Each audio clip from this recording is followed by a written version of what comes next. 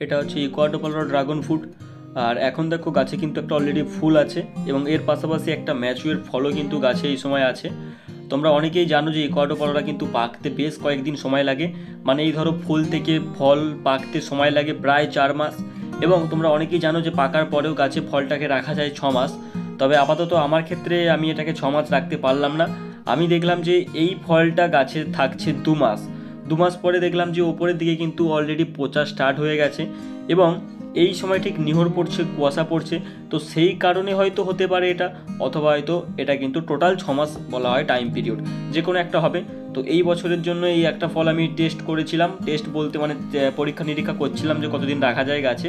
যাই হোক, দেখলাম এই রেজাল্টটা এলো। এবার দেখো এই যে কাঁটাগুলো দেখতে পাচ্ছ, ঠিক এই কাঁটাগুলো যখন ফলটা মানে 4 মাস বয়স হয় তখন কিন্তু এই কাঁটাগুলোর কাছে কিন্তু সবুজ থাকে এবং ফলটা পেকে যায়, ফলটা কিন্তু খাওয়া যায়। কিন্তু দেখলাম যখন 6 মাস বয়স হলো ফলটার, তখন এই কাঁটাগুলো কিন্তু পুরো হলুদ হয়ে গেছে, মানে ফলটা পুরো পেকে গেছে। এবং এই ফলটা কিন্তু 6 মাস পরে কিন্তু আশা করছি এইভাবে, মানে 6 মাস বলতে এই 6 মাসের কথা হয়তো প্রত্যেকে বোঝাতে চেয়েছে। এবং ফলটা শীতকালেও কিন্তু পাওয়া যায়, মানে এখন নভেম্বর মাসে ফল পাচ্ছি, প্লাস গাছে একটা ম্যাচুয়ার ফল আছে, প্লাস একটা ফুল আছে, তার মানে সারা বছরই বললে চলে। তো এই ভিডিওটা কেমন লাগলো তোমরা জানাবে, যদি ভালো লেগে থাকে প্লিজ ভিডিওটাকে একটা কমেন্ট করবে সুন্দর একটা, এবং চ্যানেলটাকে সাবস্ক্রাইব করে সাপোর্ট করবে আরও এরকম অনেক ভিডিও দেখার জন্য।